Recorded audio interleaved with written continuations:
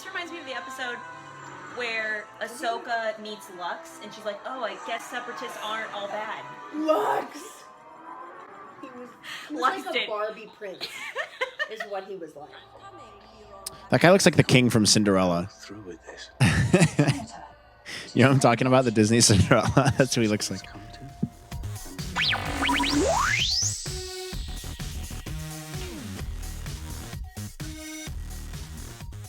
Hey guys, welcome back to another episode of Bad Batch Breakdown. I'm your host, Melissa. And I'm the co-host, Matt. We told you guys last week that Matt would be in my neck of the woods to record this week's episode of Bad Batch, but unfortunately, Matt came down with the nasties. I did. Yeah, kind of the Uncle COVID kind of ruined our plans. And of course, it had to happen this weekend of all weekends. It's 4th of July. I was going to come home, see the family with my fiance, and that just got a wrench thrown in it. Those plans got a wrench thrown in it because COVID decided it wanted to infect me, and I haven't had COVID yet. And of all the weekends I could have had COVID, it could have been any one of them, but it decided it wanted to strike this weekend. So it's kind of a bummer, but it is what it is. I wish we could have recorded it together. That would have been nice. It would have been really fun. I was really looking forward to it, but you got to play it safe. Huge bummer. But I'll make it back soon, and we'll do something else soon. Luckily, they refunded my flight. I got a flight credit, so I'll come back some other time, and then I'll be back in September too, I think. So, you know, we'll still be able to do some stuff together later on. But yeah, guys, sorry for the build up for pretty much nothing. I feel fine, by the way. If you guys want to write me well wishes in the comments, you can do that. You can say, Matt, we hope you feel better. You know, we hope that you make a full recovery and you're right. I sound fine. It's mostly because I am fine. I feel like I have a slight cold. Luckily, it's not affecting me too badly, and I'm just crossing my fingers that it doesn't get worse. But yeah, that's it. Elephant in the room. I have stupid, dumb COVID, and it ruined our plans this week. So. It did. It's unfortunate, but like you said, it happens, and there's really nothing that we can do about it. So yeah, sorry about that buildup, guys. That happens. But Matt, we do hope you feel better soon, and please be healthy and get back on the road to health. So with that being said, let's not stay on too of a depressing note, because we do have an episode of Bad Batch to break down. Matt, why don't you kick us off? I can read the summary real quick, but you can kick us off if that sounds good. The name of the episode is Common Ground, and the description is the Bad Batch have their ideology challenged. Take it away, Matt. That's a weird synopsis. Do they have their ideology challenged? I guess. Yeah. I mean, I thought it was a good episode. I mean, I literally just watched this. It was definitely echoey. Is there an echo in here? And it was cool. I mean, definitely world building. That first scene I thought was really interesting, like super, imperial. You get the Empire coming in and they're taking control of these planets, and the senators are in disagreement. The guy looks like Cinderella's dad. I say this in my reaction video, but the senator looks just like Cinderella's dad from the cartoon version of Cinderella. He has this fake little monocle thing. Cool character, and I thought it was really well set up, and like we knew this was going to be a world building filler episode, kind of. It's really hard to beat the last 2 episodes that came out. So I wasn't really expecting anything huge this episode. However, as it goes on and on, we get some really cool action sequences here, some really cool animation, some cool artwork, and the clones really felt super stormtroopy. Stormtrooper-y in this. Stormtroopy. Yeah, and some just cool sequences all around. I mean, obviously Omega stays behind to play monster chess with Sid or whatever. And the Bad Batch go out to this Naboo-looking planet. Very big Naboo vibes. Very Naboo vibes. Feed or whatever. They get that kind of vibe from episode 1.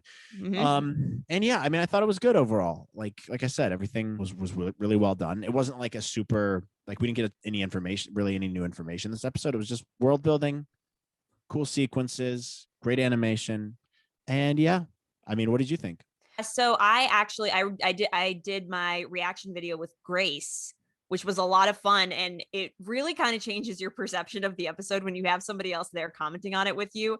And we did a lot of talking, and I only viewed it once. And so just a quick note, you guys, this is my first show with no show notes, because I went straight from the reaction video to recording this with you, Matt. So I recorded with Grace. Yeah. And then I was like, okay, now I have to go record an episode with Matt. And so I ran over. So I have no show notes, and I've only seen the episode once. So I'm definitely going to miss stuff.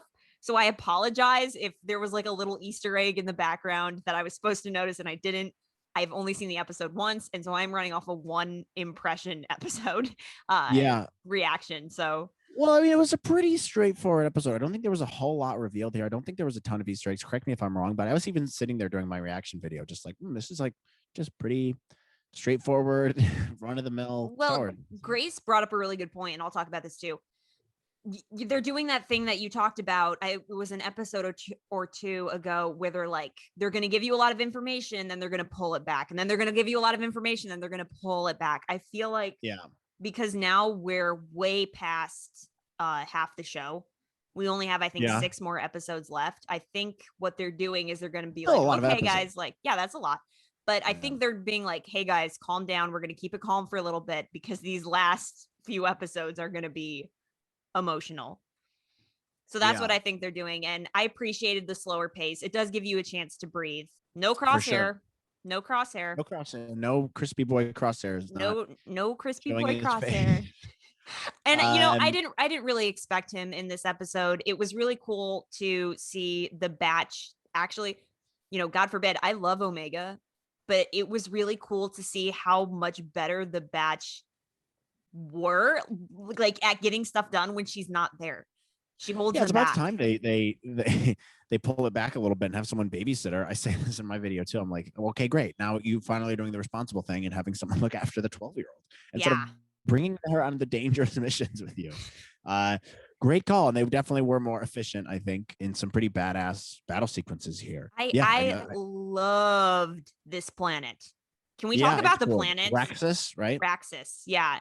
And you know what? I'm not remembering things very well, but I mentioned this in my reaction video with Grace. I'm 99% sure Raxus was in Clone Wars. Now, where? I don't know.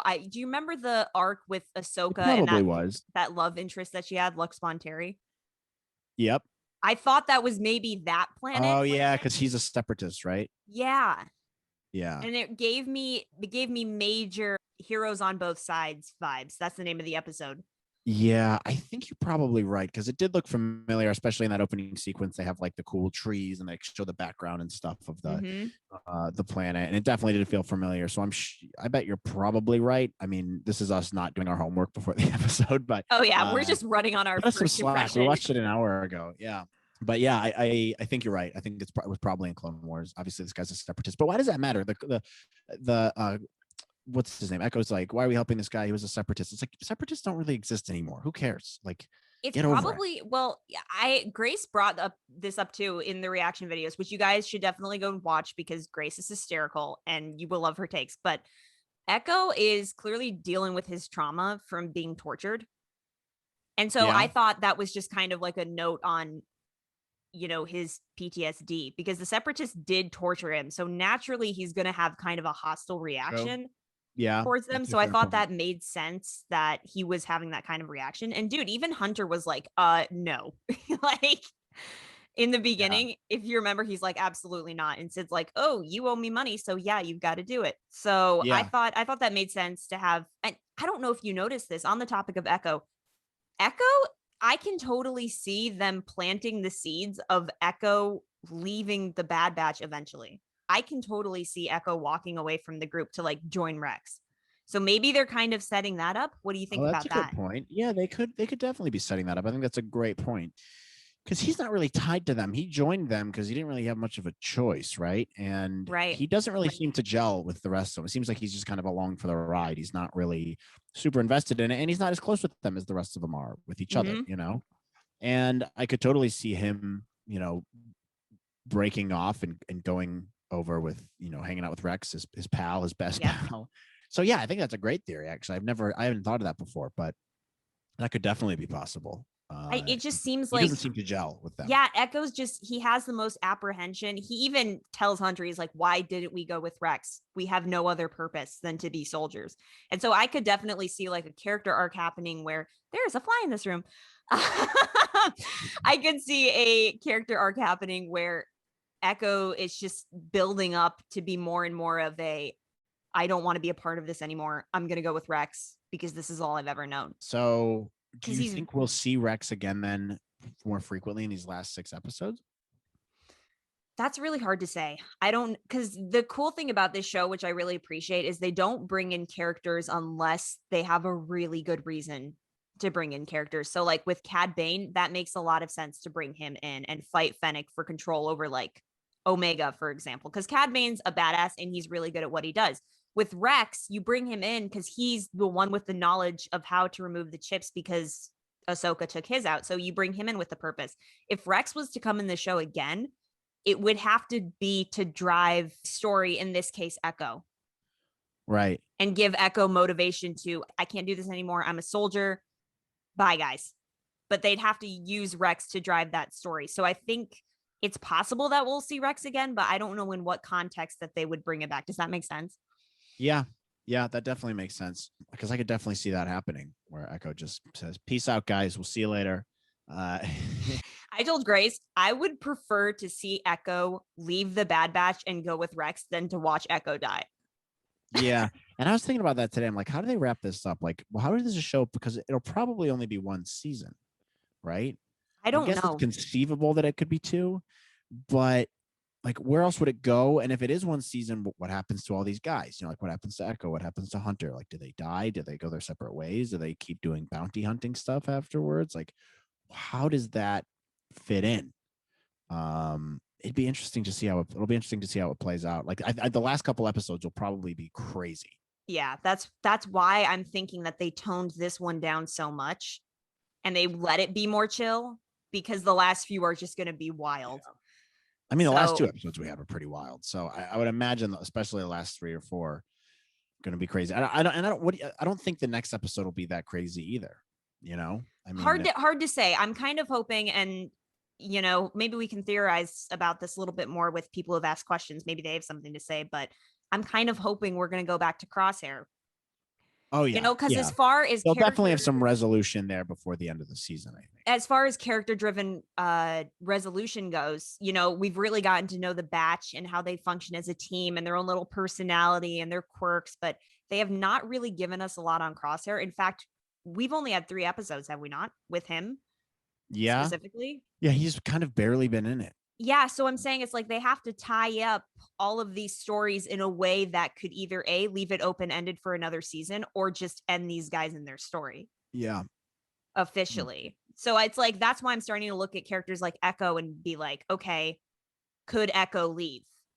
I think there's a chance that Hunter could die in a very heroic way to save Omega. Like, I'm starting to play this out in my head. I'm trying to like map it out in my head how their stories could end. I could see Tech dying. I could see Wrecker dying. And I could see Crosshair staying alive and just being the first Death Trooper, like you theorized a few weeks ago. Yeah, that would be a dark ending, though. I mean, if Crosshair's the only one who lives out of all of them, I don't think all of them would die. I think the most likely to die would be Hunter, just because we've built the relationship with him the most over the course of this season. So he, not to be mean, but he is a bit of an expendable character. I mean, they all are, but his would make it would take the biggest emotional toll on the viewers, right? But you kind of have to do that in storytelling to give the story gravitas, right? It's like you gotta give it some balls, and like if that's what they end up doing, I think Hunter would be the correct choice. But I don't think they're gonna kill all of them. I think that'd be a little morbid and poor storytelling. But we'll see. I don't know. It'll be interesting to see where it goes. They have a great dynamic here, and they're all on the same page throughout this whole episode. And I don't know why they're stunning all these clone troopers, by the way. You know what? That's weird. That's weird to me because they were shooting the clone troopers on Braca when Crosshair confronted them. Do you remember? Yeah. They were actually like shooting and killing them. So it's kind of weird to me how they're going between, like blaster fire and then stun fire. Like, part of me thinks it's kind of like they're only going to do it where they feel like they need to kill them. Yeah. But if they don't have to, they're not going to. But I thought that was interesting too. Stunning all these guys, like, get a grip. Shoot them. Yeah, I don't know. I didn't really get that. Although, and also the other thing too was they're like, all right, we got to escape quick, run to the slowest possible moving machine to get out of the city. And they run to those little walker things, I don't know what they're called. And it's just going, I was like, hurry, we got to escape. Let's get out of here. Find the slowest moving machine possible. And they get in there like, go. And like, oh, they're getting away. It's like, well, not really. They were going in the slowest possible moving piece of machinery you could possibly be in. You know what I love is that seems like it'd be like a bit from Family Guy. I know, and You it know? seems like I know that's where I kind of felt like it's like this is like seems like a comedy bit. It's hilarious. Whatever those machines are, they're the same. God, it's like it's not an AT-AT, it's a or an AT-AT. It's like one of the first versions of that. Yeah. Excuse me, AT-AT, AT-AT, whatever. But ATTE. AT&T. No, ATTE. It's AT&T. AT&T. No, but Rex, Wolf, and Gregor confiscate one of those in Rebels, and they're living on it. So I thought that was a cool homage. But no, I really like that sequence. I like the sequence with the blaster fire where they hit the machine, their AT&T or whatever, and they have to go underground to escape. I thought that was a really, really cool sequence. Overall, I just thought it was a great action episode to showcase the Bad Batch as a group and their skills. Totally agree. I mean, pretty straightforward. There's really not much more to talk about with this episode. It was great. Mm-hmm. I think we really covered everything. There's not really much to theorize on except for what we already talked about. So I thought it was great, and I'm looking forward to next week. But did anyone write in this week? Yeah, we can check for that. Last thing though, before we get to questions, they did kind of play up the whole, Omega's intuition and her skills in strategy.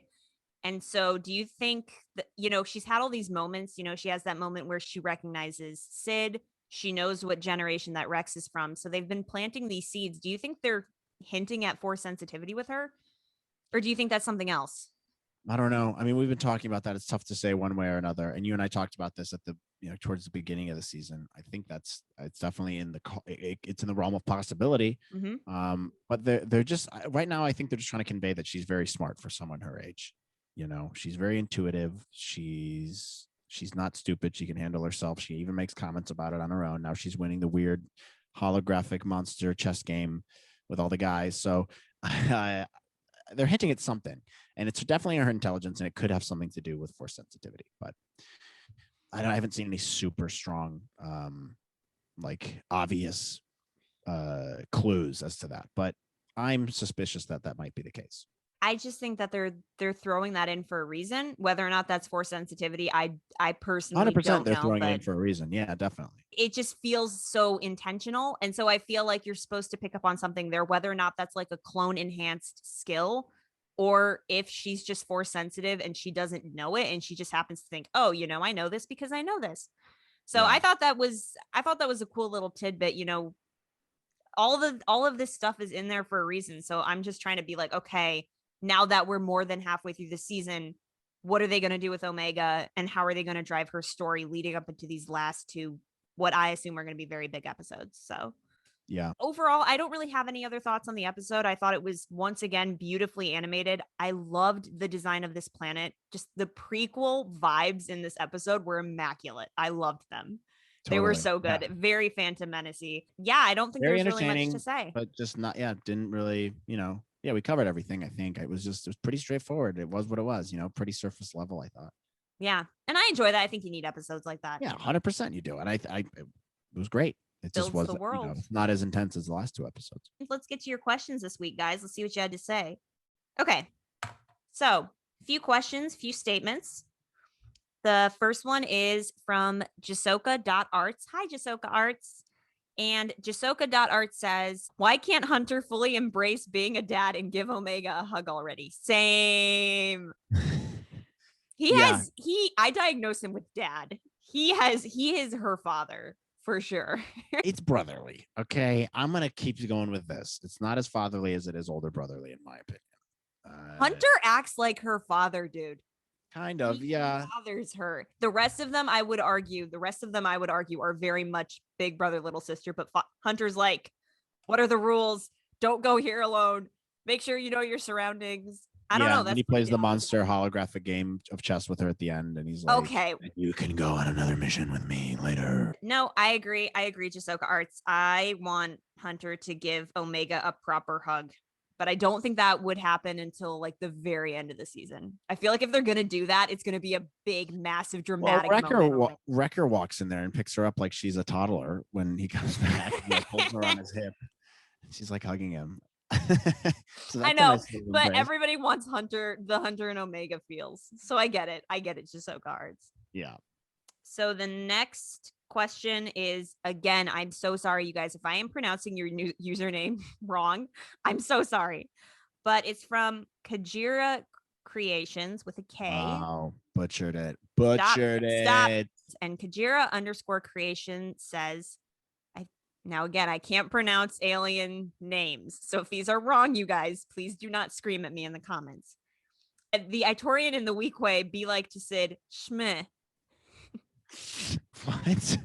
So I know exactly what Kajira Creations is referring to here. So when Sid is talking to them, where she's Sid is with Omega. God, again, I've only seen this episode once.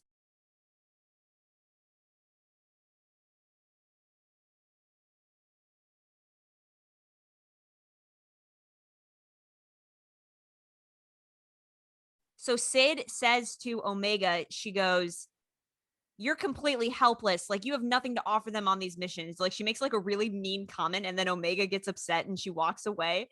And then the Itorian, that's definitely wrong. Itorian and the weak way look at Sid and they go, "Did you really just say that?"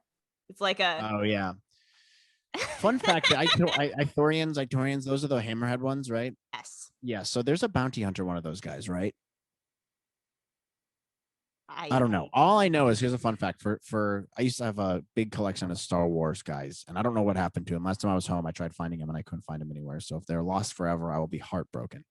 However, I was obsessed with getting Star Wars figures when I was a kid, and I got one of the Itorians or Ithorians, however you say it, for Christmas, and it had like guns, and it was really cool. I was like, oh, we don't have this guy yet. Like we had every figure you could get. Like we had like 3 Greedos, like 4 Obi-Wan Kenobis, 2 Qui-Gons, R2D2. We had everything, and then we had like literally the fat guy who looks after the what's it called? My mind's blanking. The monster in Jabba's palace. Rancor. Yeah, the Rancor, the fat guy who owns the Rancor. We had that as a character. So my mom, we had everything, but my mom got me a new one, and it was an Itorian guy with like guns. And I was like, oh, this is so dope. It was like my favorite toy for Christmas. And after we were done cleaning up the wrapping paper and stuff, I couldn't find it anywhere. And I lost it the day I got it on Christmas. And I've been heartbroken since. Every time I think about that, it makes me cringe. What I think happened was, in the madness of our house in Christmas time, I think we only had 7 kids at the time. I only had 6 only 7. Yeah, instead of the 9 we have now. Maybe it was like 5 or 6. But we were cleaning up all the wrapping paper, and I think it got stuck like under. I wasn't looking after my toys well enough, and I think it got stuck with the wrapping paper that people threw away, and it got caught in the garbage. And yeah, I've been heartbroken about that ever since. So there's a little fun facts about me. I lost my Ithorian, however you say it, toy on Christmas morning in 1998 or 99, maybe. Well, maybe it was 2000. Who knows? Wow, that's really sad, Matt. Yeah, it's horrible. This must have been very traumatizing. I'm so sorry. It was. For your It loss. was like one of the only Star Wars guys we didn't have, and I lost it immediately because I'm a stupid, dumb kid. That's true. You probably were. No, I wasn't probably. I definitely was. Well, I know what I'm getting you for Christmas this year. There you go. Is it vintage? Because if it's not vintage, I don't want it. Dude, you can Actually, go to they do have some cool. They have some cool new figures coming out. Star Wars figures. Maybe I'll get you something else. Okay. Maybe I do have a Mandalorian. I have a Din Djarin Mandalorian action figure mom got me. I haven't opened it. I'm just gonna leave him in the box if I ever. I like that mom got you that action figure. Great gift, Mom. You nailed it. You guys can probably see Grogu's back there too. Oh, little baby Grogu. So I have the same one. I also have Grogu. Anyway, next question. Our next question is from Laura_the_artist. And Laura says, I loved how everyone learned something in this episode, but I wonder who won the match at the end. Hopefully Hunter, because good God, they don't need to be taking her on every single mission. I feel like this episode was proof of that. Yeah, stop bringing her around. They're like you and Omega wrap around the back. And then he's like, she's not here. And he's like, oh, right, I forgot. And it's like, yeah, because she shouldn't be there because she's 12. Because like you said, they clearly can't keep her safe all the time. They can't. No. And Cad Bane is proof of that. It's like Sure is. it's like you saying, he's like, Omega, I promise you're never gonna get taken. He can't promise that. You can't really promise that when you got your ass kicked by Cad Bane. Yeah, and so he's like, now at the end of this episode, he's like, okay, if you win, you can come on the missions. Dude, you got so much done by not bringing her on the mission. I was sitting there at the end of the episode. I was like, I really hope Omega lost. But she probably did proved herself because she's a badass. But yes, Laura, I agree. I loved how everybody learned something in this episode too. Wholesome family show. Awesome. Next question is from Ian_flipphone. And Ian_flipphone says, Sid became slightly more likable by the end of the episode, and I'm here for it. Dude, I like Sid. Yeah, I mean, I don't think you're supposed to dislike her. I think she reminds me of Amy Sedaris in The Mandalorian. You know, like she's kind of a sassy chick, and you know, she's kind of mean, but not really. She's like you can tell she has good intentions, right? And Sid was definitely a little bit more likable. That's just because she had more screen time in this episode, I think. But I never disliked her. I thought she was always pretty cool. No, I never disliked Sid either. I just think Sid's like seen some stuff, and she's like, she's no nonsense. Yeah, she's no nonsense, and I like that. I like that kind of character. But I think we're gonna be done with Sid after this next episode. I feel like we're gonna get a little bit of her in the next episode, and then maybe we're she'll come in later in the season to like help them out with something, or like she'll kind of be like someone they can rely on to help them out with something happening later on. You know, I could definitely see her coming back, but I think you're right. For the next couple episodes, she's done. Yeah. Let's see if we have any more questions. Oh, cool. We have, I think, 2 more. So Julie _ I said Ali last time, but I think it's like Prince Ali, fabulous. But I think it's Julie Ali. So Julie _ Ali. Hi, I'm really sorry I botched your name the first time. But Julie _ Ali says, I noticed the Bad Batch use the stun setting on their blasters. Do they feel some kind of remorse for what they're doing? Yeah, they must. Yeah. I mean, and I say this in my video too. It's like, it would be kind of weird shooting a clone version of yourself, you know? Yeah. Bizarre, constantly doing that. It's going to take a toll on your mental health. Yeah. I mean, they got to, but at the same time, it's like, dude, you guys are soldiers. Like, I guess get over it. And plus, the stunning thing didn't work out well for them because they stunned the chick and the other 2 guys in the who are holding Cinderella's dad, the senator guy, in the basement, and then they wake up 30 seconds later and call the police on them or whatever. And like, you're like, well, the stun doesn't last that long. And then they're like stunning all these guys as they're running up to them, trying to get them, and you're like, just shoot them. There's so many. I do think it's a remorse thing, but they were shooting the clones when they had to, when Crosshair was attacking them, because they were like, oh crap, like Crosshair means business. He's going to try and actually kill us. And so I think that they're only shooting them where they deem it necessary. But I think they are trying to intentionally avoid it where they can. I can't imagine it's easy to look you in the face and then kill you. Yeah, I mean, it's gotta, but we're wearing helmets, so maybe that makes it easier. I don't know. I've Yeah, never killed anybody, so I don't know. Enough as it is. It is kind of unsettling to see the clone troopers who are deemed good guys in the Clone Wars now just be stormtroopers. That is really unsettling.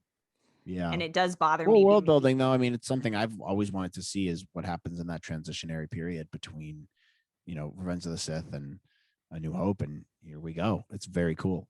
It is. It's very, very cool. And I'm loving seeing this transition. It's awesome that they're finally addressing like how this came about. So our final question. Oh, this is a good question, Matt. I'm going to ask you because I did see some debate about this. But Jellyfish Jade 21 asks, do you think that the idea of this episode could have been explored better? So the idea of this episode being the politics thing could have been explored better.